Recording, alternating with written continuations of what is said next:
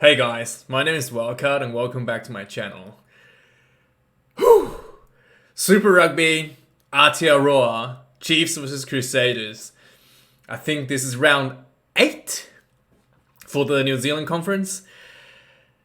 Man, huge game. Huge game. The Chiefs was having the longest losing streak in the history of Super Rugby. I think they lost 13 games in a row, and that was the record. And they were looking at losing the 14th game, which would have broken the record, right? 4 weeks ago. They were literally the losingest team in the competition. And they bounced back. They bounced back and they beat the competition favorites, the Crusaders, in an extraordinary display of just, I don't know what to say. Like, resilience. Like, they bounced back. Now they've won 4 games in a row.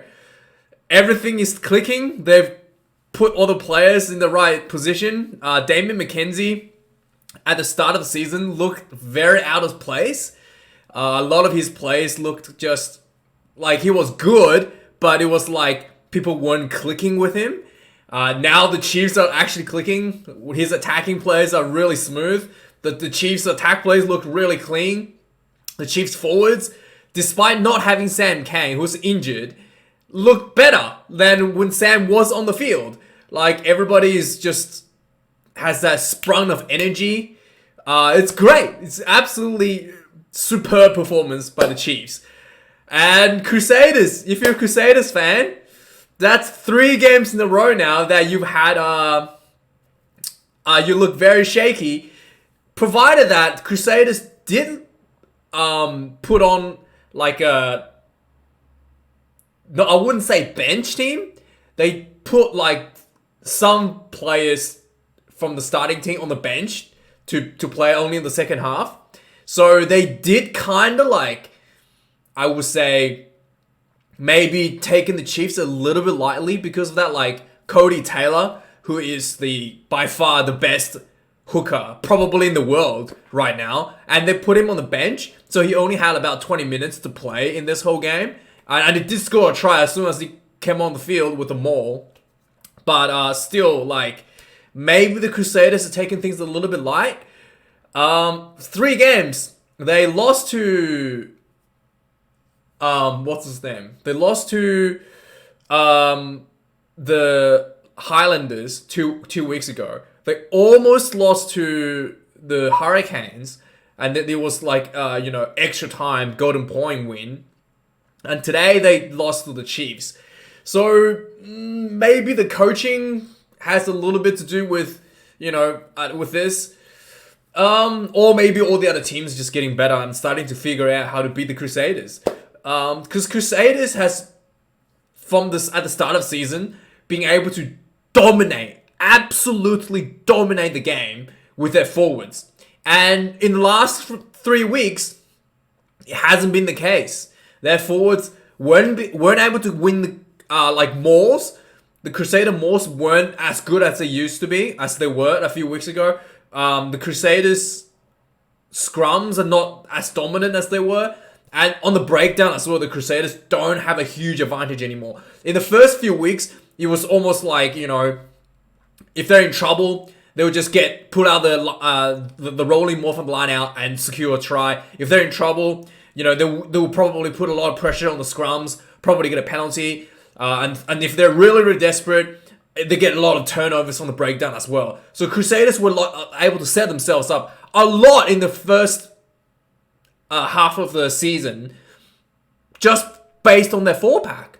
And either because I think either because other teams are starting to figure out, or other teams are getting better, been drilling their 4-pack as well. So that gap has really closed, and the Crusaders backline is not really given the opportunity to score points like they were in the first few weeks.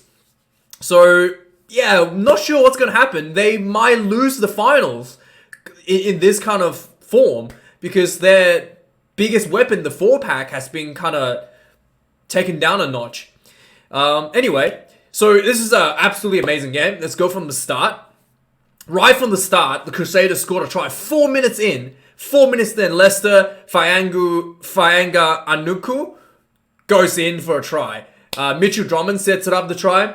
It's just like, and it's just good, like, Crusaders play. You're just like, oh man, it looks so smooth. Just, you look like, very dominant straight off the bat. And then, let me just have a look. I think then the Chiefs were attacking, but they weren't able to cross the line. They did get 2 penalties. And David McKenzie has played really well this game. He got every penalty kick from the game. And then got a couple penalties.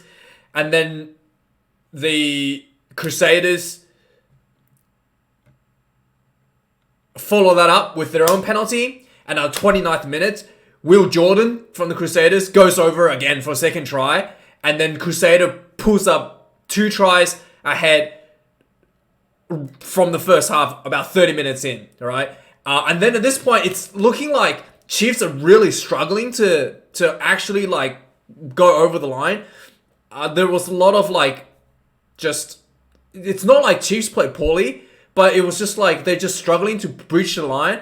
And then eventually the pressure just builds to the point where the Crusaders will strip the ball, or the Chiefs will make a little handling mistakes themselves, and they'll lose the opportunity. So it's not like Crusaders will start just dominating the whole time. It's just that every time the Crusaders had the ball, they were able to capitalize, and Chiefs were just not. But Chiefs were, on the other hand, Chiefs were able to take points whenever they can. This is like a theme that teams started to realize against Crusaders. You can't just try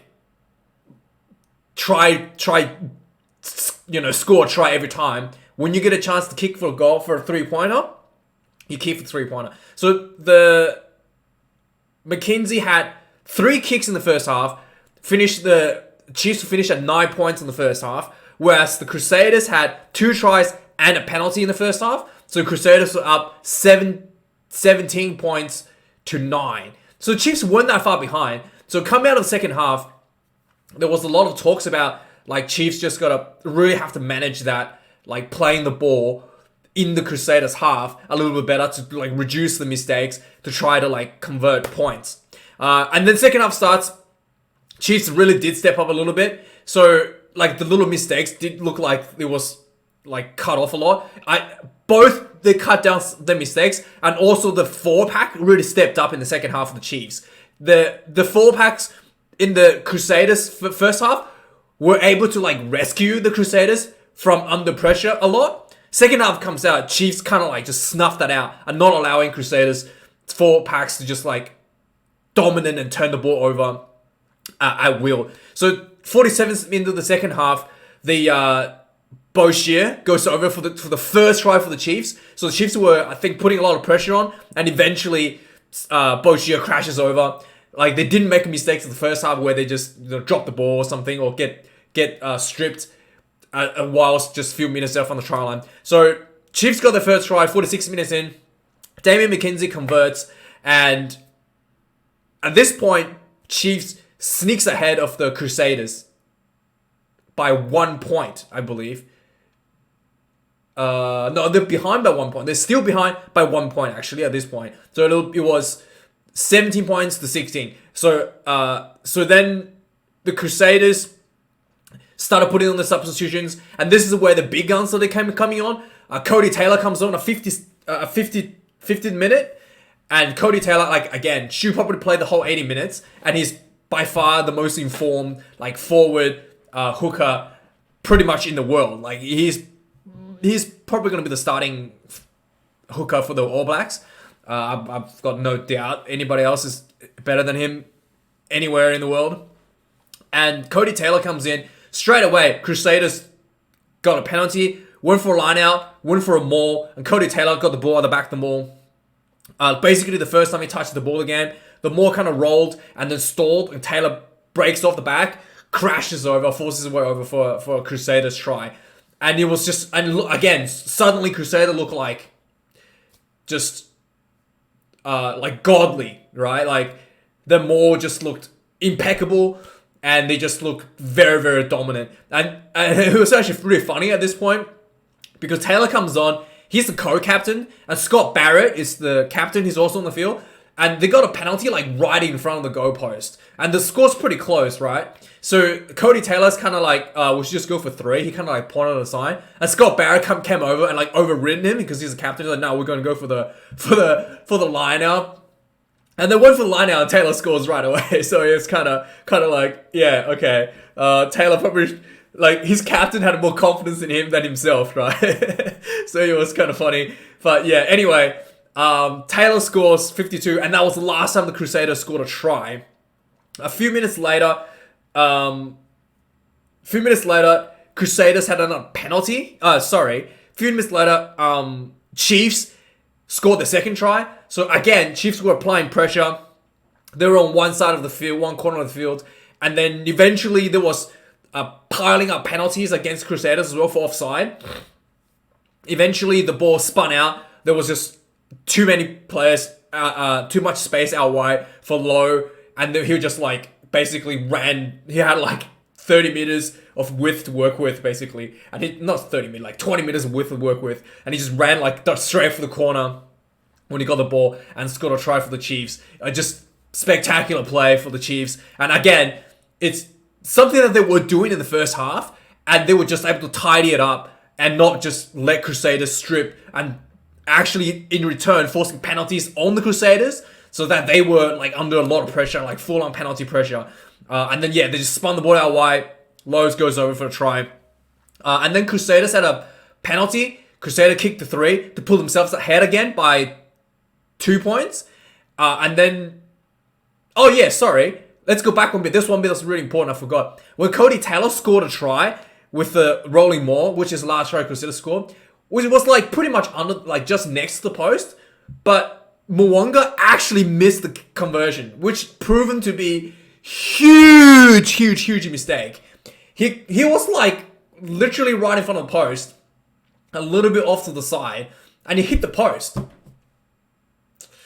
So that was really like big mistake from Mwanga. Very easy kick, and he just like, I think he didn't expect to miss, and nobody expected him to miss, and he may have just like had that split like second of like his maybe just like lost like focus for a split second, and he missed the conversion right in front of the post, hit the post.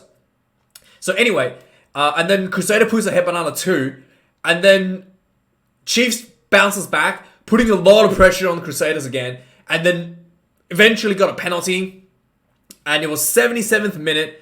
It was kind of far, but Damon McKenzie hasn't missed the kick the whole game, and he wasn't going to do it in the last 3 minutes. Hits his kick from pretty far, like almost 40 meters, straight down the center, and Chiefs pulls ahead by 1. And now there's about 3 minutes left in the game, and like Crusaders still have time to get the points to score a point. So the kickoff happened. Chiefs kind of running a bit.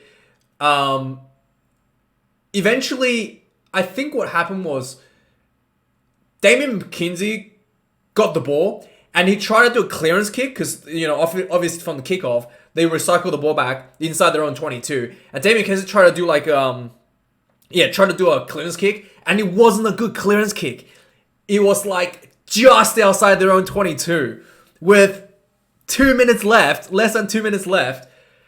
And at this point, if you're a Chiefs fan, you must be like sweating your hair off, right? Like you will be just freaking out. 2 minutes left, and the clearance kick from David McKenzie only went for like 10 meters. And you're just like, oh my god, what's gonna happen? And then the Crusaders got the ball back just outside the Chiefs 22, throws the ball in, and they start running the ball, and they start crashing. And it was like, it didn't look like they were going anywhere, so Chiefs are really disciplined, and the Chiefs were doing really good in defense, so they weren't letting Crusaders to gain in distance, so they're just like holding them around the 22 meter mark again and again and again. And like, Mwanga was dropped back, like way back in the pocket, looking like he's gonna go for a drop goal.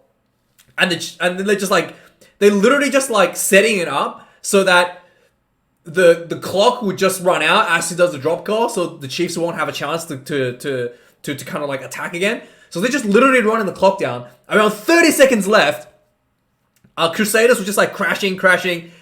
And Chiefs managed to, like, one of the Chiefs players were able to get in the ruck and like won the ball over.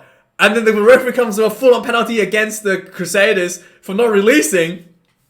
And then this was like 30 seconds left, just before the Crusaders were about to do like a drop goal, like I would imagine. Because they could have done it, like Mwanga has been sitting in the pocket for like a minute and a half, right? And there's like 30 seconds left.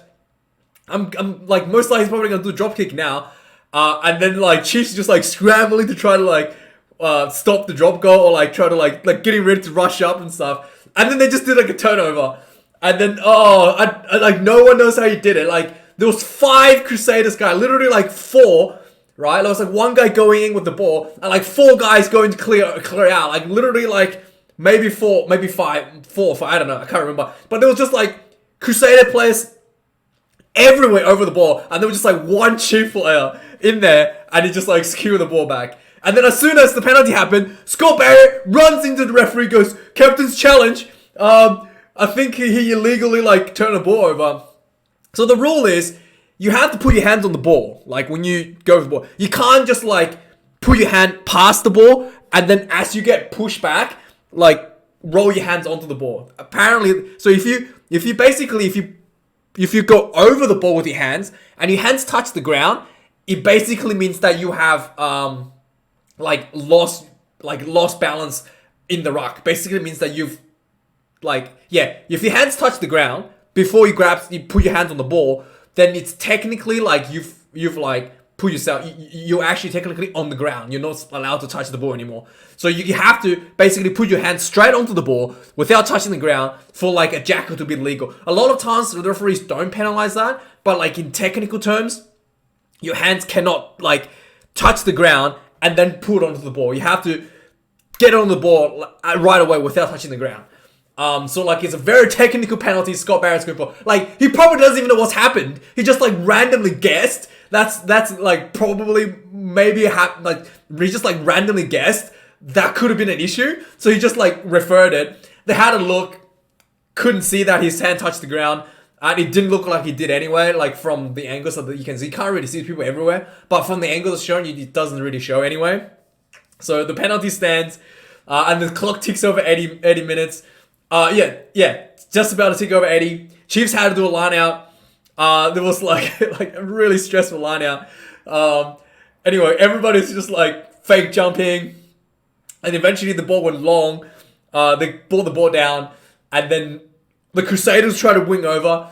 And the referee giving a full-on penalty for like, illegally trying to... Because they made a tackle at the back. And they tried to like win the ball over. And the referee penalized them for like playing the ball off their feet. And then Chiefs just tapped the ball, kicked it out for a win over the Crusaders. Very exciting game, not gonna lie. I mean, it's gonna be very, very... Now Chiefs, from, having the biggest losing streak in the history of Super Rugby, to second on the ladder, so they could potentially go into the finals against Crusaders in Christchurch, but we'll have to see how everything else plays out for the rest of the rest of the season. But yeah, Chiefs, huge comeback. I mean, 4 wins in a row, especially against Crusaders, and also the turnout for apparently there was like 18,000 people who turned out to watch this game. Just huge crowd, brilliant, like awesome atmosphere. And the fans sent home happy. Big win. Lots of smiley faces and parties happening in Waikato, I guess. And that's the recap for the game, guys. Thank you for watching. And I'll see you guys later for Super Rugby Australian games. Cheers.